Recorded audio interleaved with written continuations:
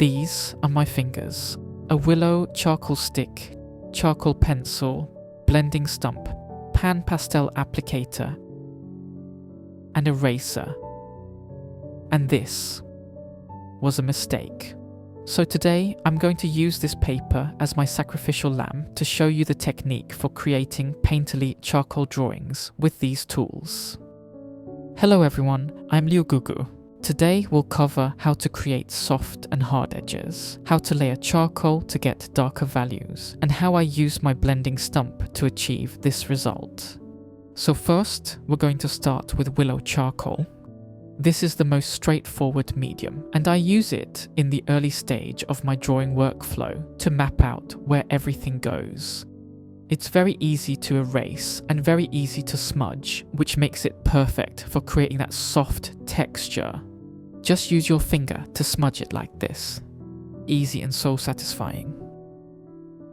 Willow charcoal is much easier to blend than graphite pencil or even compressed charcoal. Just to be clear, I don't use compressed charcoal. I really hate it. It's hard to smudge, and it actually behaves more like graphite. I never liked it, and I don't own it anymore. I bought it once, and never again.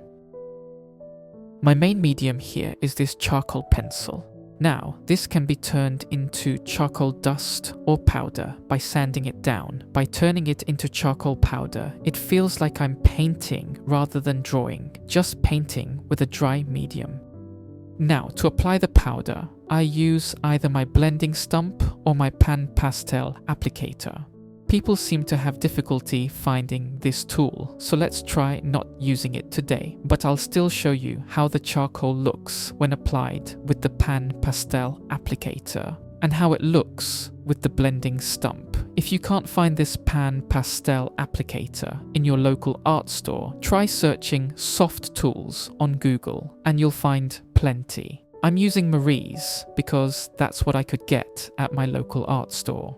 To be able to draw like me, first you need to understand how the charcoal and your tools behave. Just play around with them like this on a spare sheet of paper, and it should be the same paper you usually use, because different paper will change the look and feel of your drawing. My paper is Canson 1557 smooth drawing paper. So this is Willow charcoal, and yes, you can also blend it with a blending stump or pan pastel applicator instead of just your finger. It's very easy to smudge and really fun to use. Basically, the more Willow charcoal you add, the darker it gets. But since I usually use this medium just for the blocking in stage, I don't try to create very dark values with it. Next, let's try charcoal powder. Usually, I put my charcoal dust in a jar or place a small amount on a tissue like this and just dip my tools into it to create very dark values. As you can see here, it creates a nice smooth texture. To create soft edges, I just keep moving my strokes like this. It's important to note that I don't press too hard or rub the tools aggressively against the paper, just gentle pressure, the same as when using the blending stump later.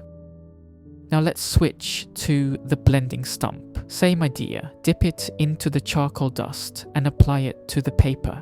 As you can see, the texture here is rougher. The main difference is that it takes a bit more effort to get a softer look, but no worries, just keep rubbing with the blending stump to soften it. Remember not to press too hard. To create soft edges, simply continue your strokes and gradually use lighter pressure for a softer effect. I also sometimes like to use my paper stump like a pencil, using the pointy tip to draw. This is very useful when you want to be more accurate. And now, to create darker values, you can of course add more charcoal dust. But what I like to do here is layer it with my charcoal pencil, because the pencil is more accurate. Okay, so this is 2 layers of charcoal, and you can see it's starting to look darker. Since the charcoal powder comes from the same pencil, it matches perfectly and keeps the same value range. In this demo, I'm using the neutral grade. Marie's has 3 grades: hard, neutral, and soft, with hard being the lightest, neutral as the mid-tone, and soft as the darkest. I love using the neutral and soft versions. So now let's add yet another layer. This is layer 3 and it should look even darker. One thing to remember here is that the more layers you add, the gentler you need to be with your tools. If you press too hard, you might actually lift some of the charcoal from the paper and end up with a lighter value instead. But this isn't a mistake. It's actually a useful way to lighten the value. You can lighten the value not only with an eraser, but also by using the blending stump. This also works with the Pastel applicator as well. I almost forgot, you can also create hard edges with Willow charcoal. It's pretty straightforward. Just block in some areas like this and then soften the other side. But again, since I usually use Willow charcoal only in the early stage, this is less important for me. Still, it's good to know this is an option. The last thing to do here is use the eraser. With Willow charcoal, it's very easy to lift the charcoal powder, leaving a clean highlight, which is why I use Willow charcoal mainly for the sketching stage. With charcoal pencil, it's actually a bit harder to erase. So, if you want a section where the highlight stays really clean, try to reserve that area and avoid covering it with the charcoal pencil. So that's how I use these tools to achieve this painterly drawing style. Now, let's jump to my latest charcoal collection.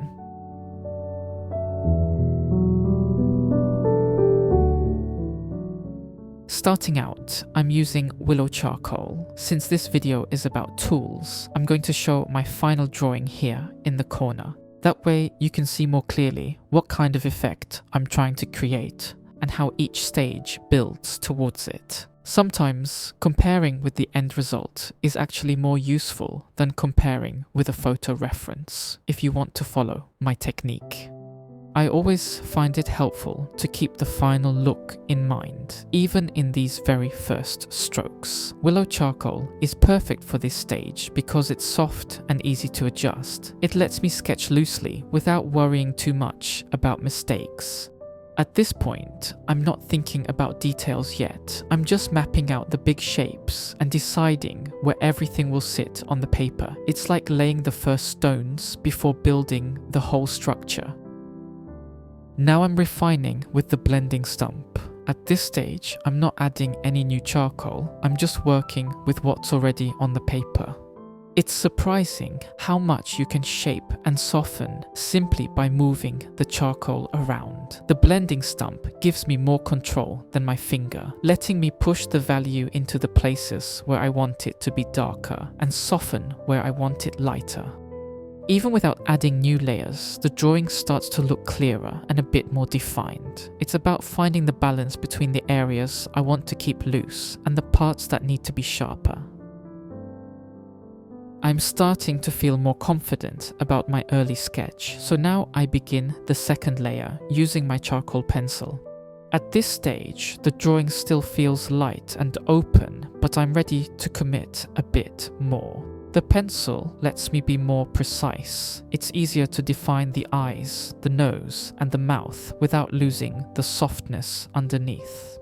I'm not trying to make everything dark all at once. Instead, I'm layering gently, letting the pencil sit on top of the Willow charcoal. This way, I can deepen the shadows and bring out certain shapes, while still keeping a painterly feel. The pencil is harder to smudge than Willow charcoal, which means the marks stay clearer, but I still keep my hand light, avoiding any harsh lines at this stage. It's always about balance, adding more structure while keeping some of that soft, airy quality from the first layer. I try to keep my pressure gentle here. It's enough to smooth the charcoal and suggest form without flattening everything out completely. When everything starts to look solid, I begin adding charcoal dust using my paper stump. At this stage, it really feels like painting rather than drawing, moving the powder gently across the paper, letting it settle into the texture. It's important for me not to rush here. I only darken the areas I'm sure about, the parts that already feel right from the earlier layers. Adding too much darkness too soon can easily throw the whole balance off, and the drawing can start to feel heavy and overworked. So instead, I build it up gradually, step by step. The charcoal dust helps me push the shadows deeper and soften the edges at the same time. It creates that smooth, painterly texture that I love without leaving harsh lines. Another thing I always keep in mind is to consciously reserve the lighter areas, especially on the face. I try not to let the charcoal dust spill into those spots, so the highlights stay fresh and clean. If those highlights get too dark too early, it's hard to bring them back later, and the drawing can lose its subtle glow. There's something satisfying about this part, seeing the dark values slowly appear while the lighter areas remain untouched. It's a quiet process, almost like breathing, darkening here, softening there, and letting the drawing find its own balance. Even now, I keep my touch gentle. The powder doesn't need force, just a calm hand and patience. Bit by bit, the portrait starts to feel more real, without ever losing that soft, painterly feel. Now the face is looking a bit more refined, though it's still not perfect, and that's completely fine. At this point, instead of forcing more detail onto the face, I start building up the bottom part of the drawing. Adding value to the clothing and background helps the whole piece feel more balanced. It also makes it easier to judge the light and dark areas on the face because they won't look isolated anymore. Sometimes, when the face looks too detailed and the rest is still blank, it can feel disconnected. By blocking in the larger shapes below, I bring the portrait back into harmony, so it feels like part of the same world. I'm still working gently, using powder and blending Stump to keep the textures soft. It's not about finishing each area completely, but about giving enough information to support the main focus. Bit by bit, the drawing starts to look more unified, and even though the face isn't finished yet, it already feels more natural once the rest of the composition begins to appear around it. I feel the face is still underdeveloped, so I want to address this next. At this stage, I begin refining it using smaller, careful movements and gently smoothing out the skin tone. Up until now, the focus was on building the bigger picture, blocking in shapes, setting the main values, and making sure the whole drawing feels balanced. Now that the broader structure is there, it's time to move from big to small. The bigger picture is already established, so I can afford to slow down and focus on details without losing the overall harmony. The face is always the focal point of a portrait. If it stays too light or rough, the whole drawing can feel incomplete or unbalanced. By refining it now, I bring the values on the face closer to where they should be, so it holds its own against the darker clothing and background.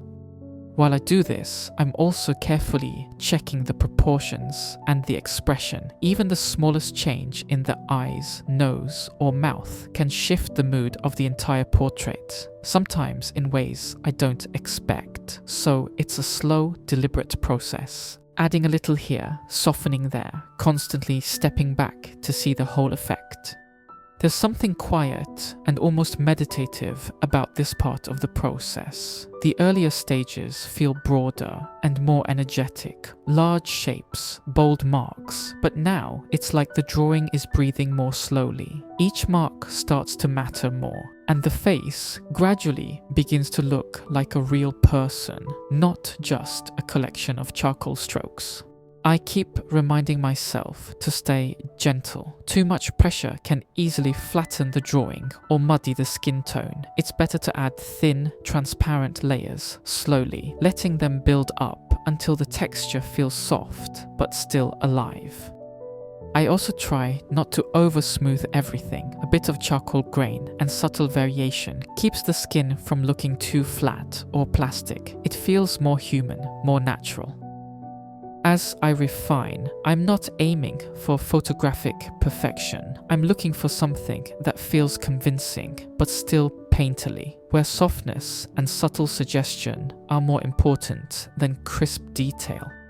At this moment, there's a kind of calm focus. The drawing isn't finished yet, but it's starting to show its character, and for me, that's often the most satisfying part. Watching a flat sketch slowly turn into someone with a presence, a mood, a story of their own.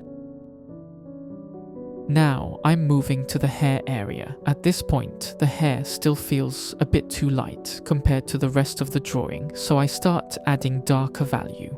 I try to keep my hand as loose as possible here, letting the marks stay broad and lively rather than overworked. The goal is for the hair to feel like it belongs with the clothing, both sharing the same relaxed, painterly character.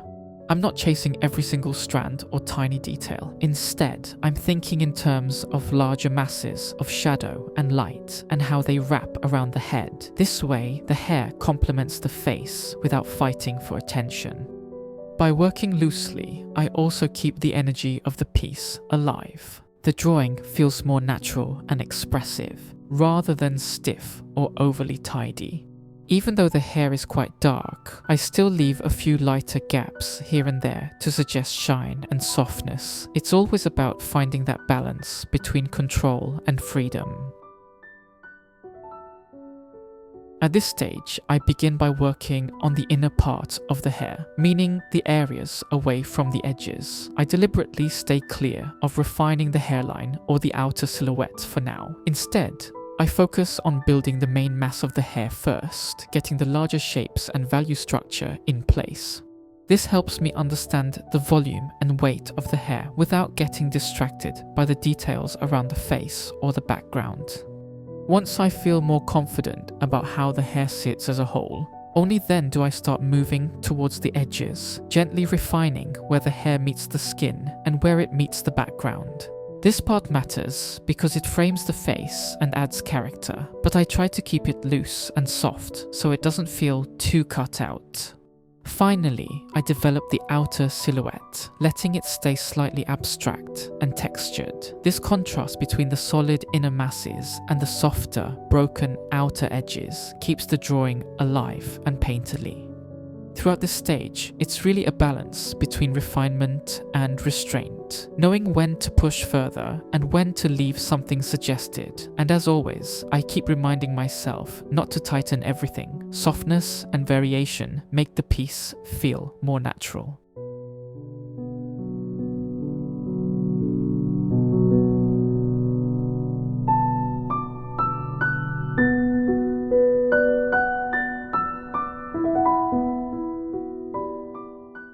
Drawing with only a blending stump is surely quite limiting, but with enough patience, it's surprisingly doable. Over time, you start to develop a feel for how much charcoal is already in the stump, whether you need to dip again to darken an area or gently wipe it to keep things lighter.